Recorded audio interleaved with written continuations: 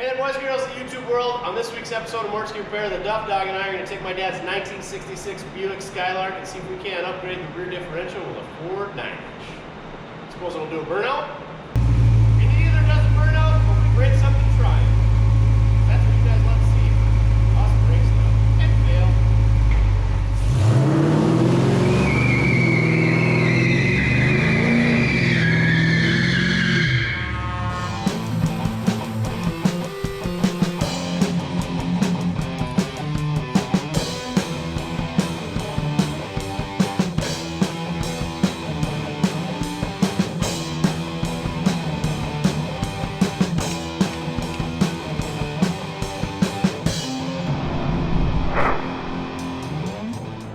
I was expecting more smoke, weren't you? All right, let's show them how we did it.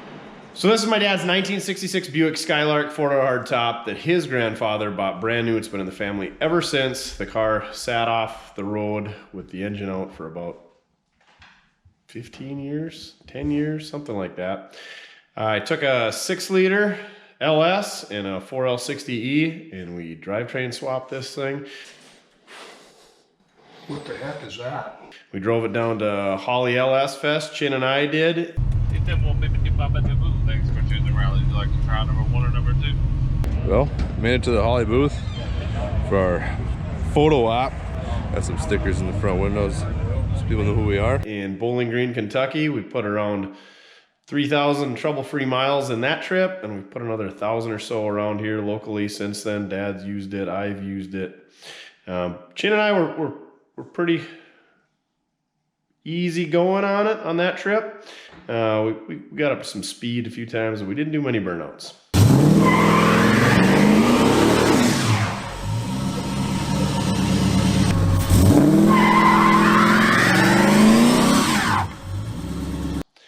Once it got home, things changed, and it does really good burnouts, even with the 291 gears. Of course, it's a one-wheel peel, but this 6-liter is just gobs of torque, so it absolutely annihilates the one tire, which we happen to have a new one because it needs to be replaced. But after several burnouts, the rear end decided to, I don't know what happened. You put the car in gear, and it doesn't move anymore. So I thought, oh yeah, everybody says these 4L60s are weak. Nah, I got a guy who builds them up real good. Sure enough, the drive shaft's turning, but the car doesn't move, and it sounds like a den of hungry lions. So I didn't tell my dad that we did this yet. I just told him that maybe we should put a 9-inch in that car. You know, get some better gears and some better axles and, you know, limited slip, get it narrower so you can get some more tire in there. He says, yeah, if you think that's what it needs. So we hit up the folks at Quick Performance and got a 9-inch, custom 9-inch for this thing with some gears. We got new brakes for the back end. And also, we work with the good folks at Bear, and we got disc brakes for the front of this thing, and we might have some other upgrades.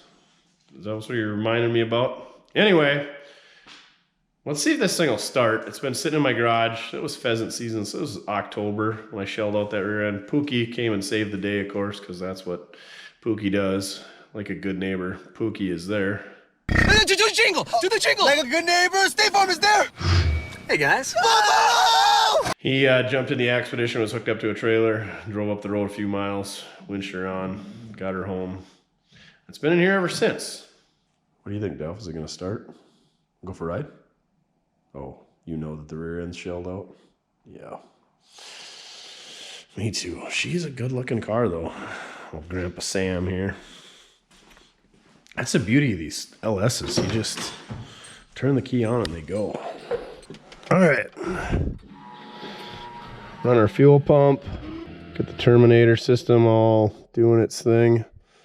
Still says we got 12 volts of battery.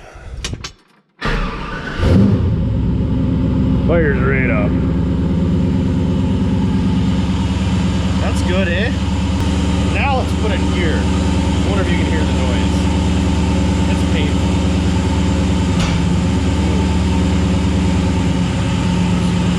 It's trying to lurch forward. Maybe we can limber to the shop. Let's see. I may have placed a rock under the tire because I figured the parking pin wouldn't do anything if the rear end was stripped out. Well, what do I maybe everything's just fine underneath there. I spent a whole bunch of money on a rear end that we don't need. Oh yeah, that is, oh. It is in gear. It says we're going 12 mile an hour.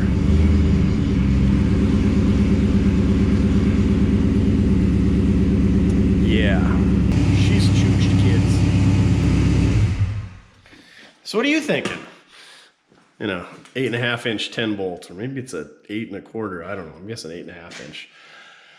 My thoughts are that all the teeth came off. Well, not all the teeth. Some of the teeth came off of the ring gear.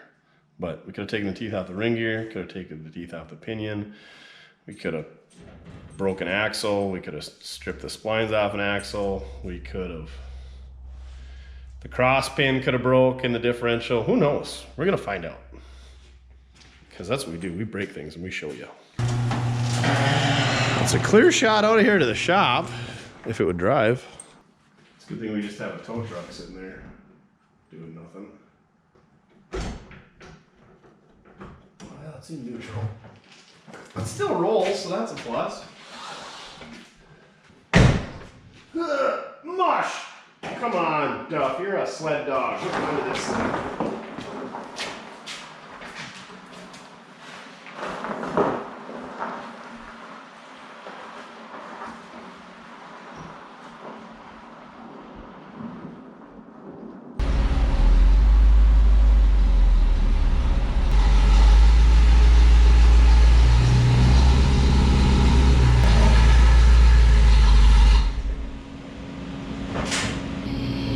Did you know that a tow truck will fit in a standard house garage? Well, maybe it's a little bit bigger than a standard house garage, but that's pretty neat. That's pretty neat. Also, tech tip of the day, when you build your house and or your shop, build the house slightly higher than your shop, so when you have broken down cars in your house garage, you can just roll them downhill into your shop. Ooh, that guy's got cardboard on his windows. It's not a good time of year for that. So yeah, I pushed this thing out here, but I couldn't put it in park to readjust the camera. So we just shot it right in here. I mean, you guys have all seen cars roll into shops before, so not much to see, is there, Duff? Yeah, oh, Duff did it all himself. That's what it was. Who's a good boy? Who's a good as pupper? Duffers is. All right, let's get the old Skylark lifted up in the air and get the rear cover off this thing and see what we got going on in the old Joe Diffie.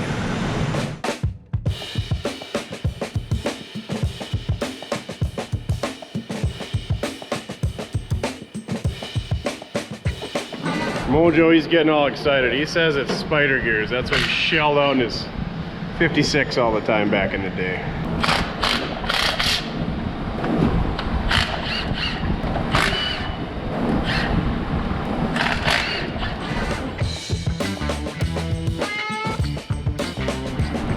What is it?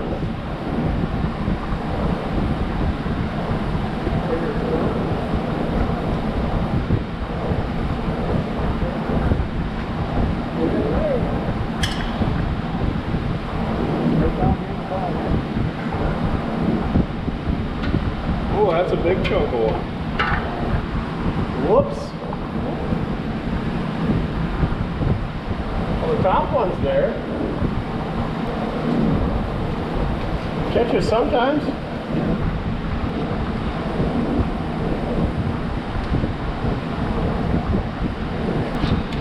Well, we found the weakest link, huh? Sure enough, Mojo's right. There's our culprit. There's about, I don't know, 40% of the old spider gear. One of them just shelled right out. So we could probably put those in there, but we still got bolt-in C-clip axles. We still got terrible gears. It's still too wide because we can't get a big tire in it. So let's get this thing out of here, and then I'll show you the surprise we're going to slide in there.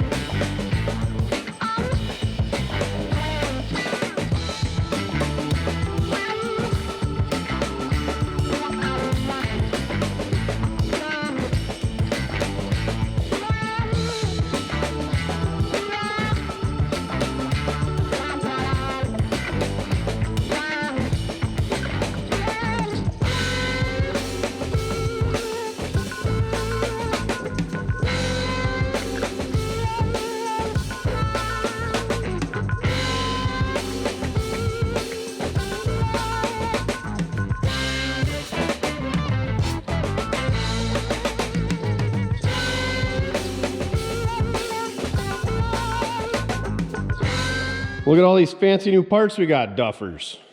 We got a front disc brake kit from Bear. Look at these things.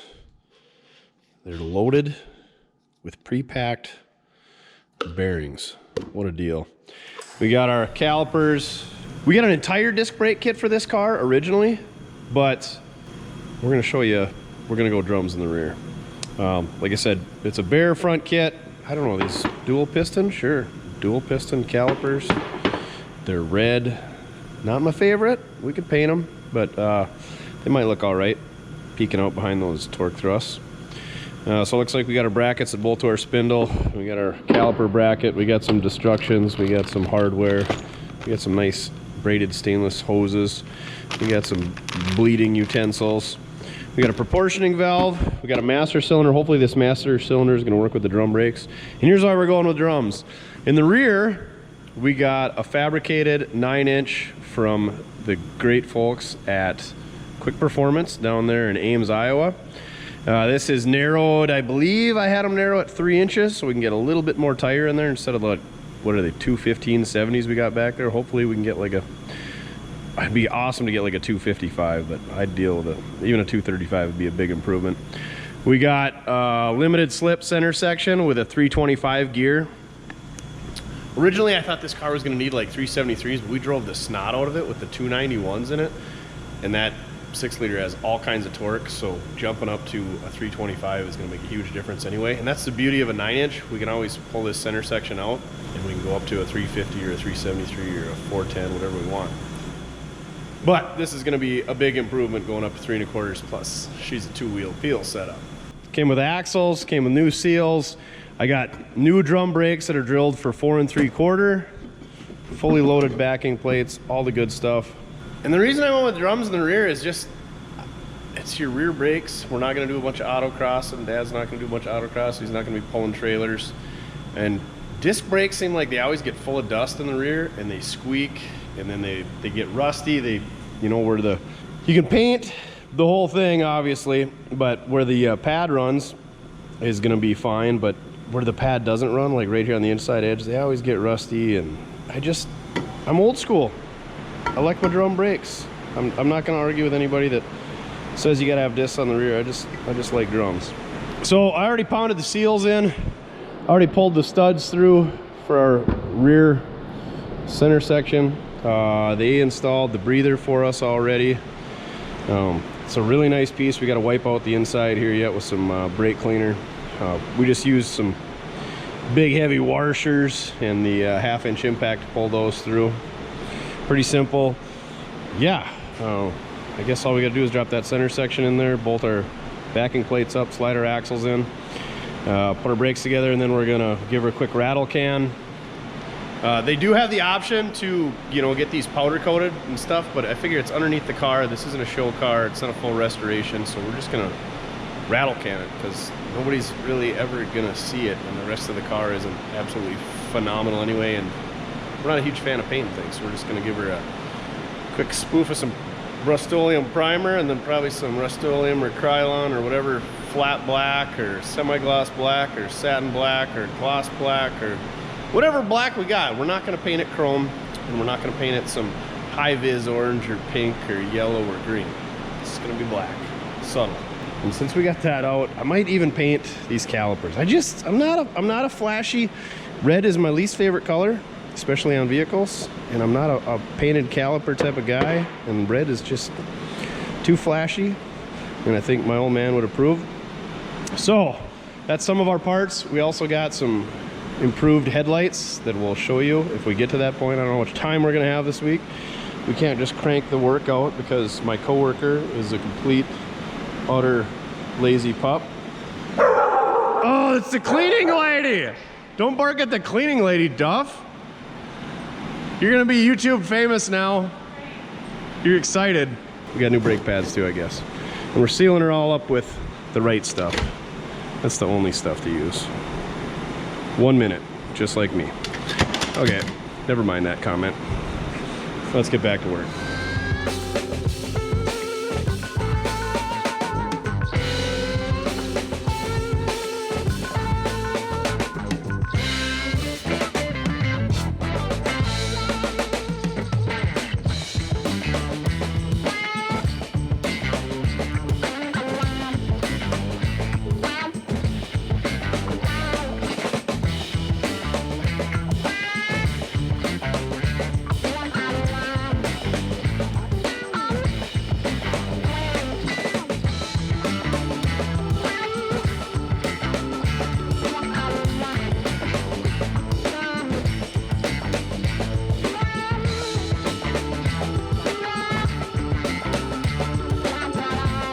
All right, we got our center section gooped in place with all these studs, and they're long and lining them up and a lot of tolerances, so we had to persuade it on there. The only thing we're gonna hurt is, you know, bung up the threads on those fine threaded 3/8 bolts, but everything seems like it's fine. Everything tightened up fine. The axles right there, the bearing is like the exact same OD as the ID of the backing plate, so it kind of hangs up on there a little bit. So you saw me tapping that into the rubber mallet. And then you got to slide these T-bolts in here. I guess that's what I call them, T-bolt. You know why I call them a T-bolt? Because they look like a T. This is an aspen. You can tell that it's an aspen tree because of the way it is. So you slide those in there. Obviously make sure you get your axle seals pounded in first, and then you set your backing plate up here, slide your axle in, and on a stock Ford 9-inch, they've got a flange that you put on before you press the bearing on, but with this setup, it's got this retainer plate, and I guess I would think it would sit like that, you know, so it's not fighting gravity. Obviously your master cylinder, your wheel cylinder is on the top, but no, it's got to go this way because this balance bar will hit it. So you gotta have them like that, and that's what holds your axle in. So the kit came with regular nuts and lock washers, and you guys know how much I despise lock washers. Ooh, these are even serrated lock washers. So I dug through my stash and I got some nylocks just like these, and then seeing how these are slotted, I'm using some washers behind them just so that the nut doesn't want to pull through that slotted hole. So it's really the only issues that I found is it's, like I said, it's kind of tight going through there. If you hit her with a flap disc, it'd probably be just fine. And then, like I said, I don't like lock washers, so we're using nylock nuts, because if these 4 bolts or nuts fall off, your whole axle can go whoop, and then you go for a ride. And we don't want to go for a ride. But Duff wants to go for a ride, but not that kind of ride. Paint me like one of your French girls, he says. Jack, I want you to draw me like one of your French girls. And back to passing it. Man, you're a ton of help today. All right, let's get this buttoned up so we can wipe her down with some brake cleaner and get her painted.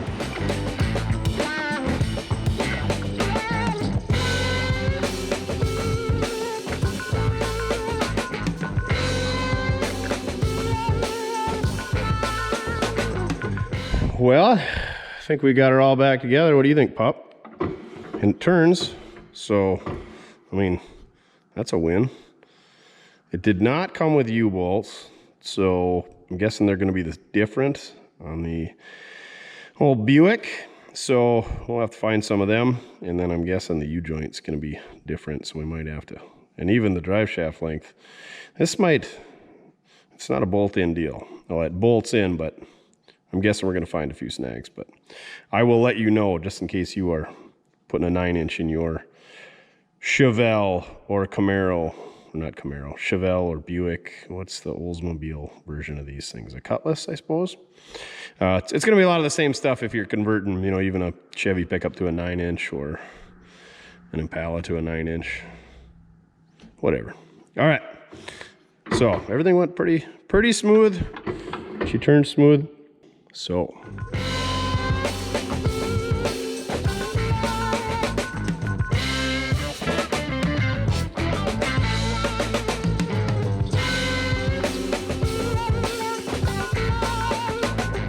right, got her all wiped down. I know you should probably use some wax and grease remover, but we just use brake cleaner because we're just gonna rattle can it anyway. But here's a perfect example of the 50-50-90 rule. You know what the 50-50-90 rule is? If you got 50-50 odds, 90% of the time you're wrong. This should be the Mortske law. It's kind of like Murphy's law, but it's the Mortske law. These backing plates, there's a left and a right. Who'd have thought? Only because the parking brake cable comes out right there. And guess what? Our parking brake cables come out the back, Duff. Good news is, we don't ever use parking brakes. In fact, we usually cut the cable, and we probably weren't gonna hook them up anyway. But that's gonna drive me nuts. So I guess I'm gonna have to pull the axles out and swap those around. Or that'll be a good Sunday project for Dad after it's all together and running and full of oil for him to drain all over the floor in his shop. Okay. Rant over on the Mortske rule. The Mortske law. The law of the Mortske. That's the most activity I've seen out of you all day. You need a bath. And then you just go roll in dirt. Good news is, it's about 8 degrees outside, so the deer poop is frozen solid, so Duff can't roll in it. Sad day.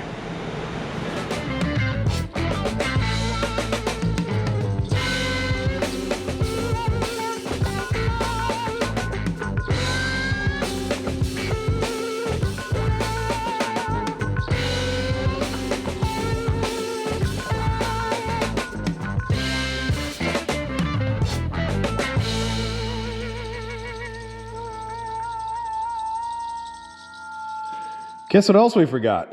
Lots of things. So the first thing is, I forgot to order a new brake hose. The second thing is, there's no spot to mount said brake hose on our new rear end. This bracket, if we were putting another 10 bolt or 12 bolt in, would probably work, you know, because it's a bolt-on bracket. So this hose goes straight into a T. The T is not part of said hose, and then it just goes to your 3/16 line going either way. Don't worry, I've got a resolution. Also, we screwed up by putting these backing plates on backwards, which I've already told you, but the wheel cylinders are backwards too, so the line comes out the front side versus the back side. Not a big deal, but, and you could just take these 2 bolts out, flip everything around, but once we get the rear end in the car, we're gonna flip all that around so that it's right. Otherwise it's gonna drive me insane, and my dad's gonna harass me, and it's gonna drive him insane. So here's what we got for brakes. We got this brake hose that I don't know what it's off of, but it's just got, looks like a 1/4-inch bolt that holds in place, so we're gonna just weld a 1/4-inch bolt or stud to the rear end. It is the exact same length as the one that's on there, so we should be good lengthwise. It's got the same threads that thread into a 3/16 line. The only problem I don't like about this is I don't know what it's off of, so if we ever got to order a new one, that'll be fun. But I had some other options here.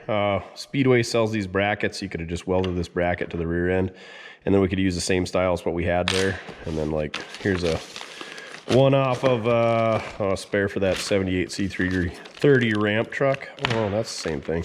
This one's got a 1/4-inch inlet line, I believe, but same deal. Uses a whatever 3/8 stud versus a 1/4-inch, but there's one that I want to look at. Anyway, you know what I'm getting at. We could have welded this to the rear end and use a stock rear hose, and then that T and everything that's on there.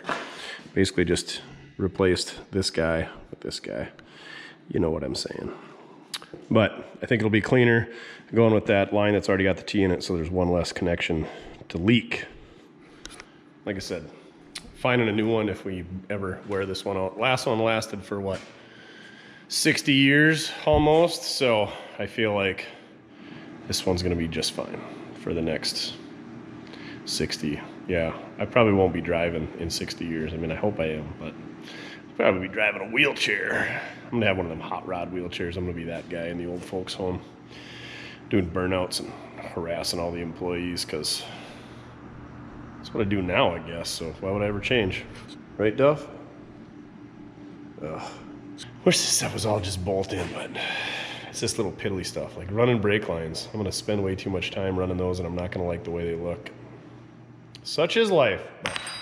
Anyway, we got ourselves a brake hose, so I think I'm gonna weld that stud on before we get it lifted up in there, so that I can a little bit better access with the welder. And then we should probably make up some little metal clamps that will tack weld to the rear end, and then we can run the brake line through them and bend them over, I'm guessing. Yeah, you guys know what I'm talking about. Looks like there's one on each side, one on the right axle tube, one on the left axle tube. Oh, 2 on the left axle tube. So we'll fabric cobble something for that, just to hold the brake line. Because there's nothing I hate worse than guys who just take a big old hose clamp or zip tie and go, ugh, just don't put anything. I'd rather have nothing than a zip tie or a hose clamp holding those on. God, that's hideous. I wonder if somebody makes these. I bet somebody does, don't you think, Duff? Curry or some brake or axle company probably makes these little tabs you just weld on there. suppose we could get crazy and cut these ones off, but we might use this someday in something. This got sentimental value. Grandpa Sam's rear end, so we're not going to throw Grandpa Sam's rear end away. We're going to hang on to that. She's got a story to tell. Yeah, don't even want to turn forward very well. She's foobarred, needs side gears, needs bolt-in axles, needs different gear ratio, all of the stuff. It's a conversation piece, right? I'm boring you, I know. Sorry, back to work.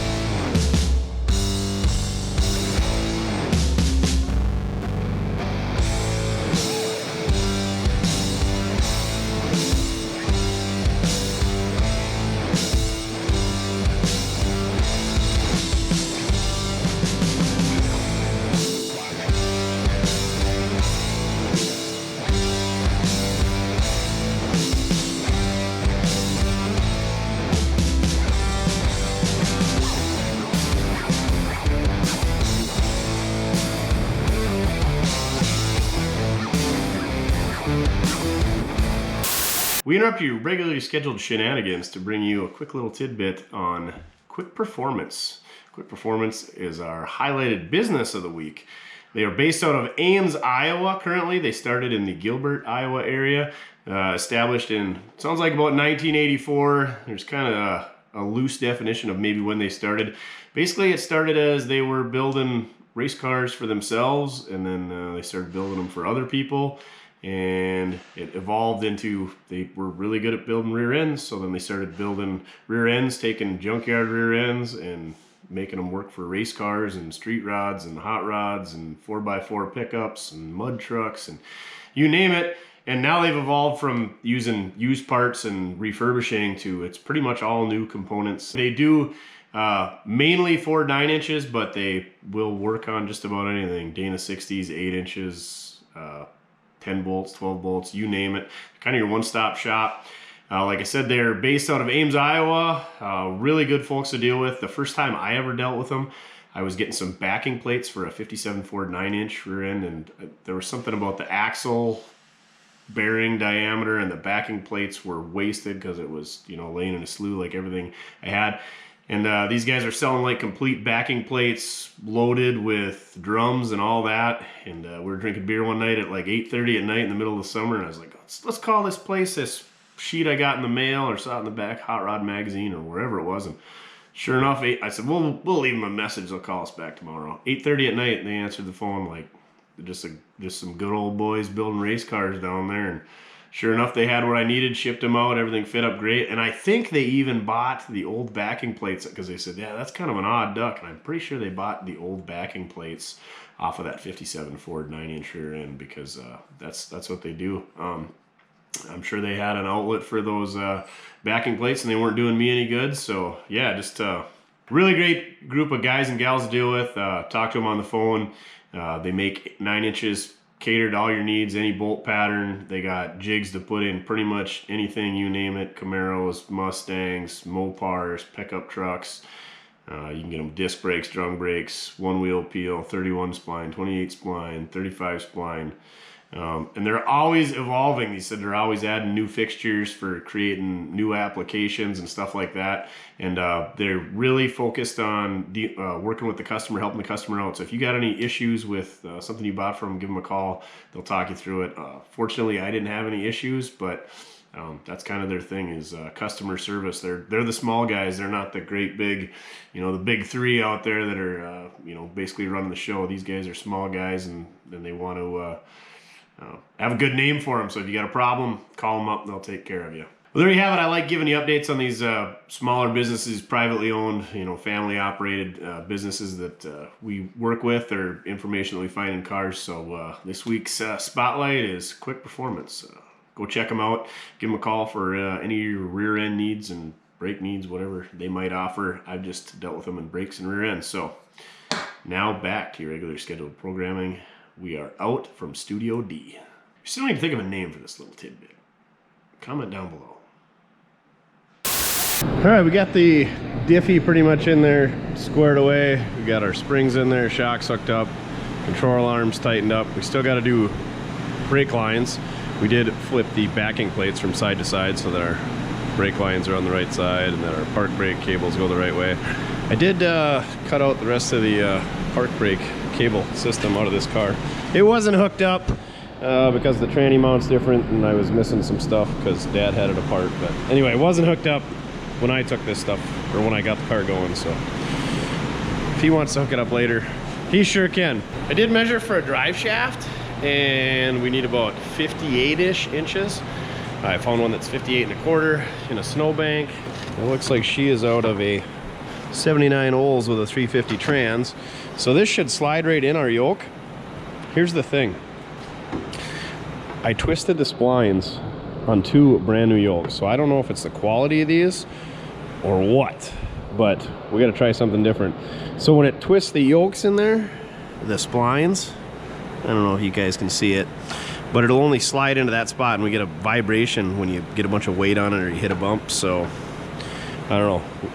We spun the drive shaft around trying to figure out the vibration when we got back, and we had the weights originally up there. So when Mojo was flipping it around the other way, he says, that yoke's binding. So we opened it up, and you could see that the spines were twisted. Let's see if I can show you guys. Here's the one that's in there. I'll just lift the car up and show you what we got going on. So here's an OEM GM yoke, and you can see it slides tight in there right up to the seal. And usually I run them about 2 fingers out like that. This one was obviously running about not even 1 finger originally. So we're gonna try running it in there further, and maybe that'll prevent it from twisting the splines. I did measure, and it's moves about 1/4 of an inch the length of the drive shaft as you cycle the rear end from full droop up to ride height. So I would guess even when you're hitting the bump stops, it's gonna be less than 1/4 inch the other way. So they don't move that much on these cars, but I'll slide that other yoke in and show you what's going on there. So this here is our first failed yoke, and like I said, it should slide all the way up to there, but that's all the further it slides, and that's right at 2 fingers. So right where I set it originally is where it bent, and you can see the splines come all the way out here, the splines go all the way to the end of this shaft. So I mean, there's 2.5 inches, 3 inches of engagement there. So it's not like I had it hanging way out on the very end.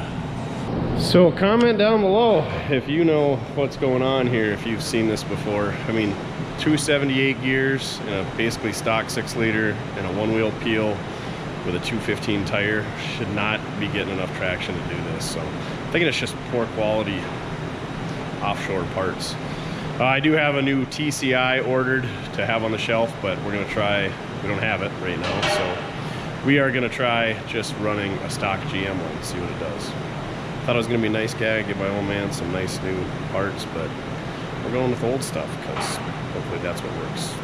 So since I know the application of this, I know what this U-joint, or I will know what U-joint this is, I don't know offhand, and I'll know what that is. The 9-inch has a 434. I'm guessing this is gonna be a 369. So take a cross of a 434 and a 369, and that'll be what our rear joint is. I'm gonna take them apart. This is the way I like doing it, with these ball joint press tools. Yeah, I used to like doing the torch method, but these are pretty hard to beat. All right, let's get after it before all of our ice melts off of here. We're already melting. That would have a heck of a vibration if we left that on there. First thing I'm gonna do is heat this up with a torch to A, melt the ice and snow, and to B, melt the glue that's holding this original U-joint in there.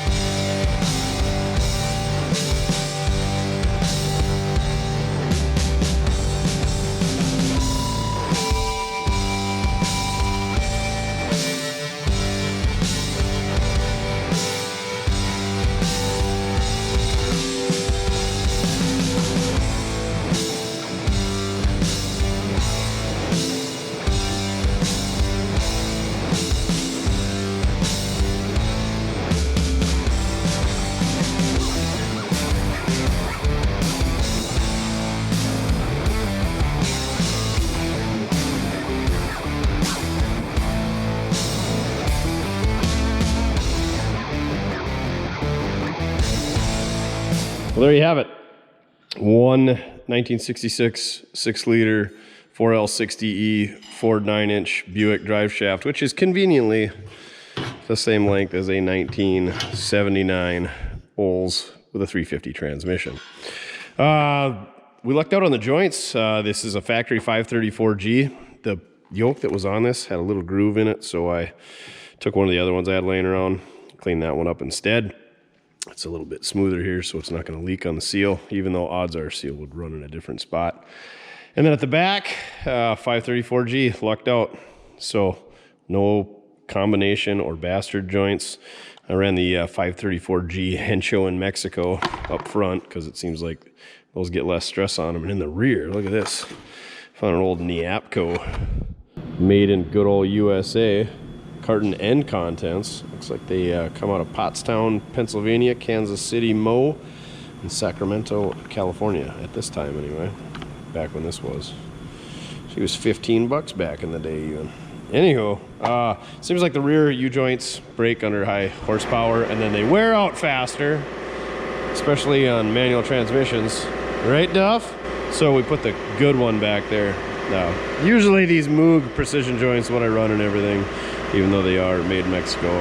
I don't even know if spicers are made in the USA anymore. I saw Pole Barn Garage doing a rant on the old Instagram about paying big bucks for it and then finding out they're not made in the USA. Notice, this unit must be fully lubricated upon installation. Yeah, we should probably do that. Yeah, everything went pretty smooth. Make sure you line up your grease zerks there and there. Should we slide it in, Duff? That's what she said. Oh, that's the best part. Slipping the shaft in. All right. Don't think too hard into that one.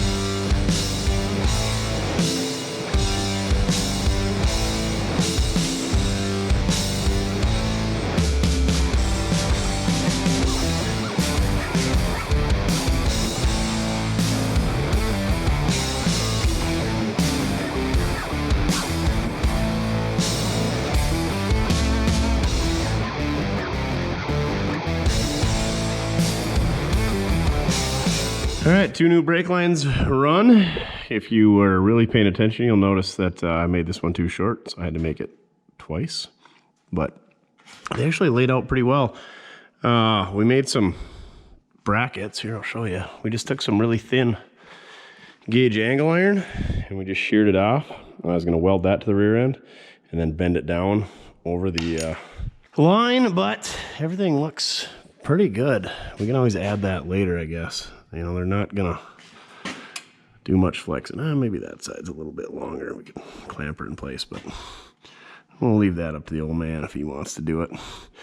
Before I set this thing on the ground, I'm going to block one side up, leave it for an hour or so, and then do the same thing with the other side so that we get oil out to the outboard bearings there. I don't know, just something quirky that I do. So I'm gonna do that quick, and we'll see once we get that done.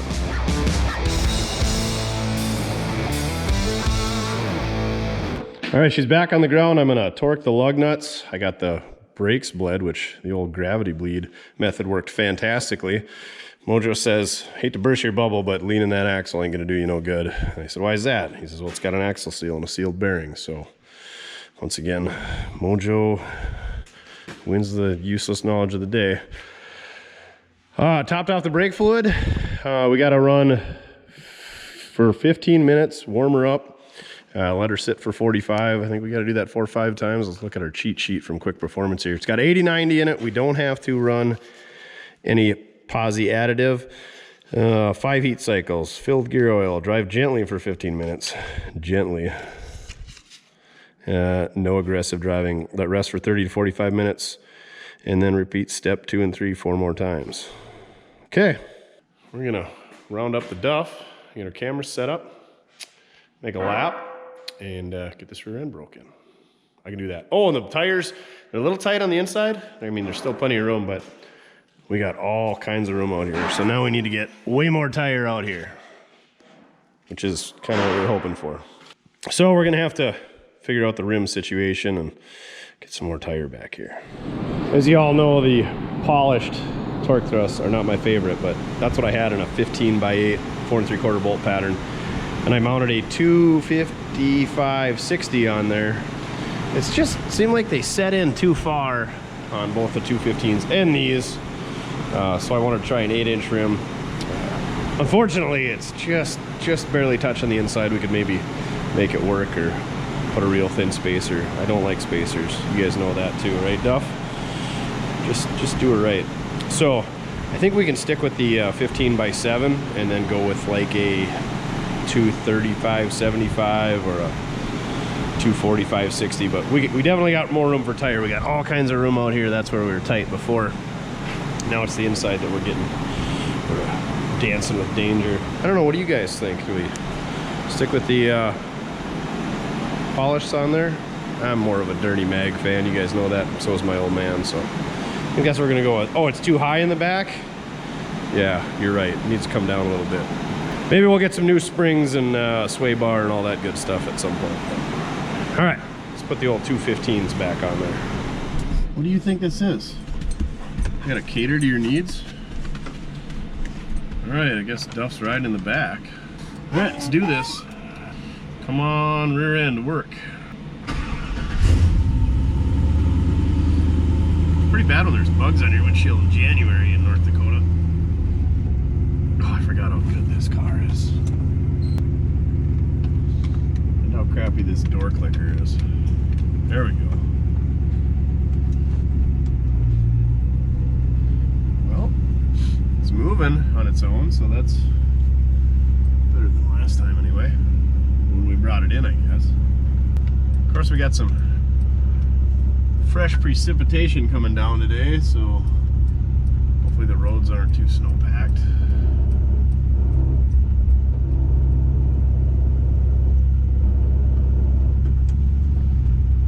Vibration? I don't know what that is.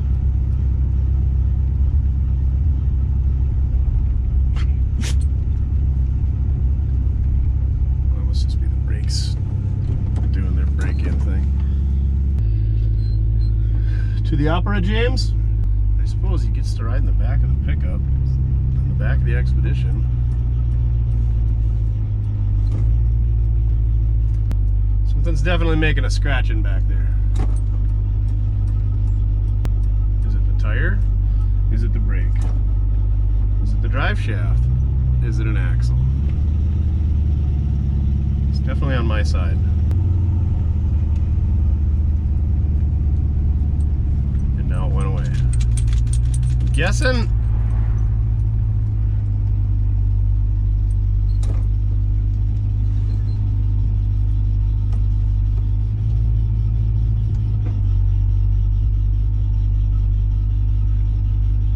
It's the brake drill? Whatever it is, it's at a very high rate of speed. And it's like almost completely goes away at 10 miles an hour.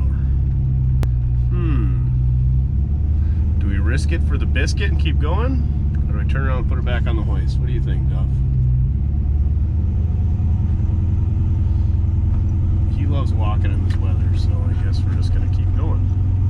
Oh yeah, our speedometer. We're gonna have to reprogram our Holley Terminator X with our new axle ratio so that our miles per gallon and our speedometer and all that stuff is correct.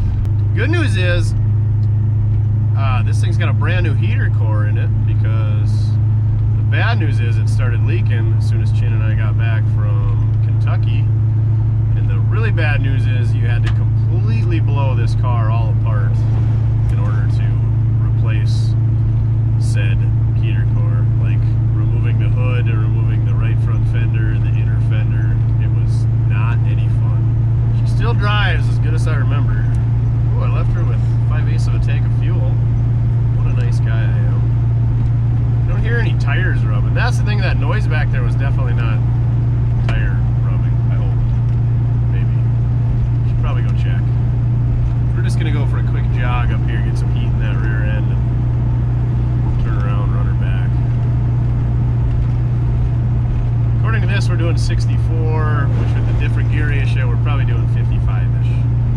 Totally made that number up, but the speedometer is going to be way fast. I'll need to see if I can figure out how to program that Terminator X. So Terminator X, I got a little, what is it, a 3.5-inch display and a little stylus, and you can go in there and change your cubic inches. Like, they're super intuitive.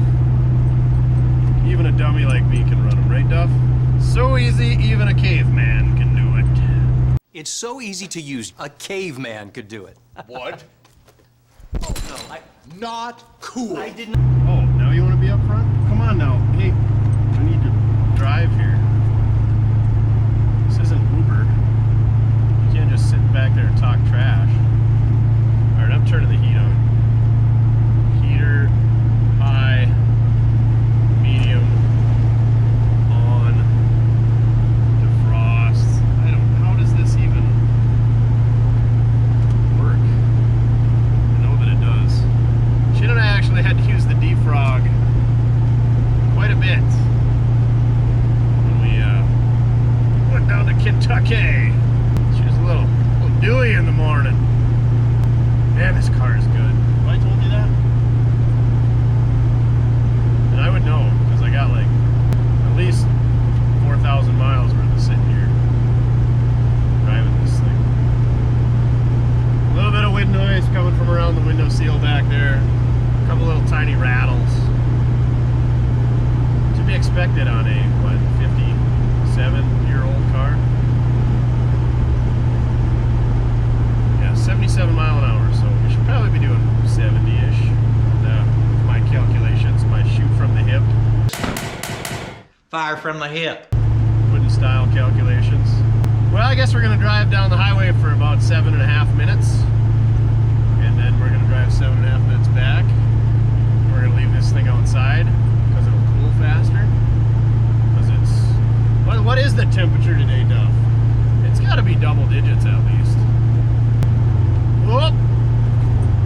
Keep her out of the rhubarb. Tough, look at all the pheasants. Off the starboard side. I don't know, which side's the starboard side? Oh, just kidding. It's 7 degrees Fahrenheit. Reaching a high of 15 today, though. Like I said, heater in this thing's muy fantastico. Hopefully when we get up here to the next corner, we just turn around and that noise that I was hearing back here resolve itself. What fun is that? Breaking in a rear end. It's like breaking in a clutch. No spirited driving.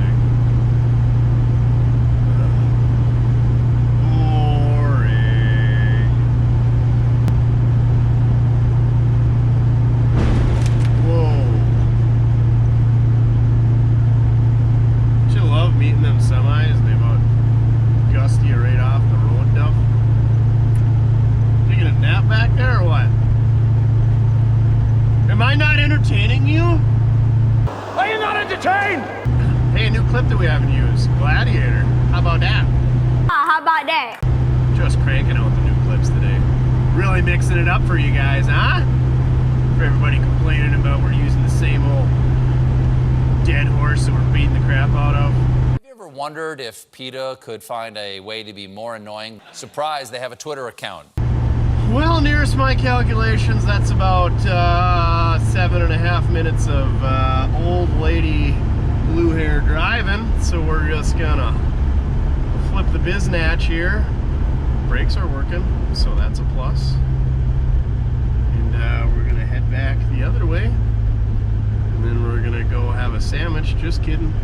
It's not sandwich time. We're gonna go take a break. And then we're gonna do it all over again after she cools down a bit. Sound like a plan, Duffalopagus? Yeah. Alrighty then. You want to see if a car's coming? Hey, you don't need thumbs to see if a car's coming. Am I right over there, Alan? Yeah, you're good.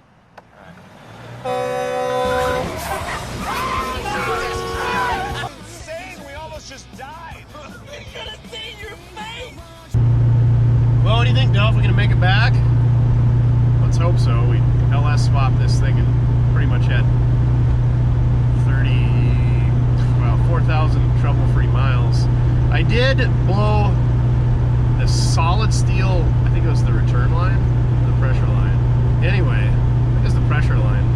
We used the stock steel line for the car for the fuel feed, and that apparently cracked out or got a pinhole in it, and you can see the exhaust is all kind of brown back there because of set fuel leak. So yeah, leaking fuel right on your exhaust pipes is a good deal. Yeah, and then we lost a whole lot of rubber on that tire. Had to put the heater core in it. Other than that, like I said, it's pretty much 4,000 trouble-free miles. My dad tidied up some things under the hood, painted the radiator hole down, put a Mortske decal on it, and changed the oil on it. Other than that, super dry underneath. That's the beauty of these 6 liters. They don't really leak oil. I mean, we did put a new rear main seal and a belt cover gaskets and all that stuff when we had it apart, so I mean, that helps, but they're not like a Gen 1 small block with a 2-piece rear main where they just seem like they always leak. These things are pretty tight little engines, and then yeah, having a fresh rear end and a fresh transmission, this thing should be good. Just got to get some disc brakes on her now, and a little bit of improved lighting up front. I was kind of hoping to get that banged out this week, but this week has not went the way I wanted it to. We spent a lot of time chasing drive shafts around, and then there's other things coming up.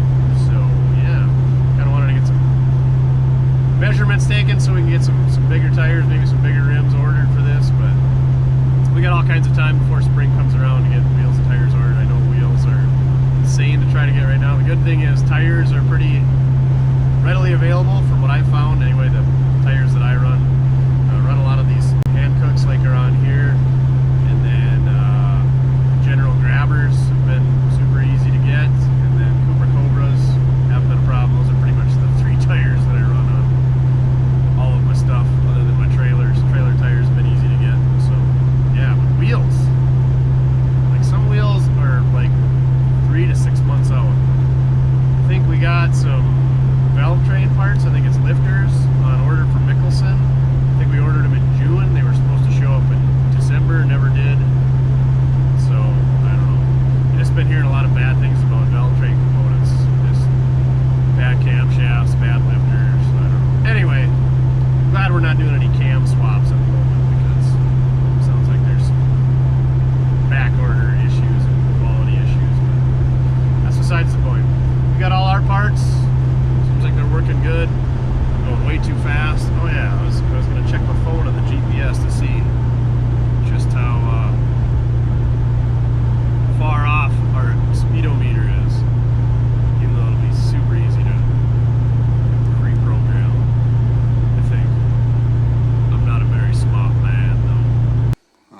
smart man. What do you think of the back seat? Is that where you like hanging out? Oh, now you're gonna get shy. This is a handy app. Oh, never mind. It's reading out. It just happens to be right where my screen is cracked. So that does me no good. Oh, 62, and it says 76. Oh yeah, that's a lot of mile an hour off. 14-ish mile an hour off. Wow. 278 to 3 1/4 makes a big difference. I know at the beginning of the video I said 291, but I couldn't remember. I just remembered that they were very, very, very, very tall gears. So yeah, 65 is like 1900 RPM. That ain't bad. Not bad at all. I think we can live with that, don't you, Duff? We did. What did we get for mileage? I don't really remember. Chin will put it down below what he thinks we got for mileage. I'm gonna guess we got like 14, 12 to 14, driving it to Bowling Green and back. But we were trucking.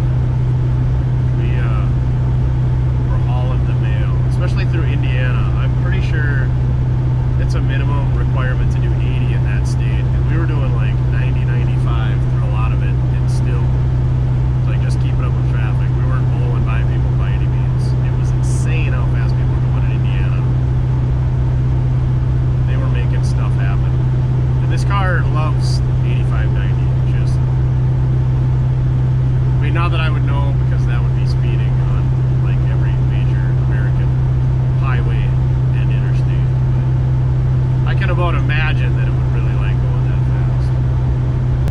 So there you have it. We took my dad's 1966 Buick Skylark that was his grandfather's, that we'd LS swapped previously, and may or may not have grenaded the rear end in, and swapped in a brand new 9-inch from Quick Performance with 3 1/4 gears and a posi.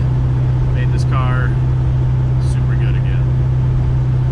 So this kind of continues on our project theme that we got going on for 2023 year. We got this car back on the road last year. We also kept it from being on the road last year by grenading said spider gears in the 10 volt. But now it is back on the road, better than ever. We hope to keep improving on this thing so that my dad can put many more trouble-free miles on it. So thank you very much for watching. Check out the merch in the link down below. Leave a comment with what you think we need to do to this car next. Do we need to paint it and do interior? Don't say that, because it's not going to happen. Do we need to get some more tire on the back? I think so. Does it need air conditioning? Does it need a Bluetooth stereo? Does it need disc brakes? Does it need better headlights? Does it need the windshield cleaned? It kind of needs all of those. We can live without the AC and the radio, but if you're driving in Kentucky, they would be much appreciated. Thank you very much for watching. Remember, doesn't matter how you get it done, so long as you're having fun. Is that fun or what, Duff? Now we're back to the spirit of driving. Oh, that's what wakes you up? You just gotta put the hammer down, send her to the moon in the old LS? Oh yeah, Duff likes going fast.